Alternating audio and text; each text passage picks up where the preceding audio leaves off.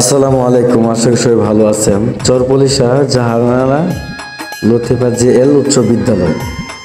এই চরপলিশা গ্রামটা অনেক সুন্দর। গ্রামের যে একটা মেঠো পথের যে একটা গ্রাম বাংলার ঈদগাহ মাঠটা অনেক সুন্দর। যেখান থেকে মেলান্দা উপজেলা থানা শুরু হল।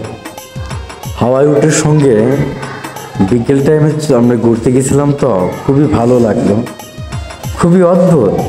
আমার দেশটা না জানি কত সুন্দর, আমার গ্রামের পরিবেশটাও না জানি অনেক সুন্দর। আমার ভোলার মতো না, আমি ভুলতে পারবো না। এটা হইল চরপলিশা বাজার, ভিতরে হয়তো যাইতে পারি নাই। তো বাজারটা অনেক সুন্দর, স্মার্ট। ওই গ্রামের লোকজনের জন্য খুবই ভালো বিকেলবেলা বাজার করে। চরপলিশা গ্রামটা আমরা অনেকে গেছিলাম, খুবই ভালো লাগে আমার কাছে। গ্রাম বাংলার যে লোকেশন, গ্রাম বাংলার যে প্রকৃত পরিবেশ, সেই পরিবেশটা খুবই সুন্দর। বৈশাখ মাসের যে একটা আমেজ, যে বৃষ্টি হওয়ার আগ মুহূর্ত মানুষ ধানের কাজকর্মের জন্য ব্যস্ত থাকে, খুবই সুন্দর, ভালো লাগে। আর পরিবেশটা খুবই সুন্দর। আমার বাংলাদেশটা গ্রামীণ পরিবেশেই সুন্দর।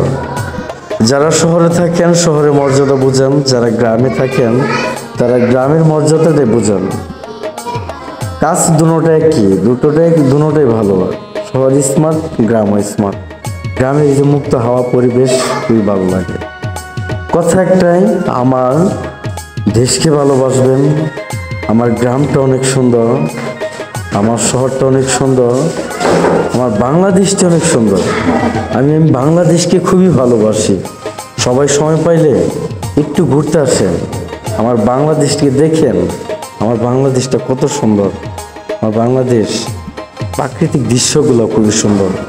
এটা বলে মামা বাগনি ব্রিজ। তো যাই হোক, সবাই ভালো থাকবেন, নিজের গ্রামকে ভালোবাসবেন, শহরকে ভালোবাসবেন, সবাই সবাই জন্য দোয়া করবেন। আল্লাহ হাফেজ।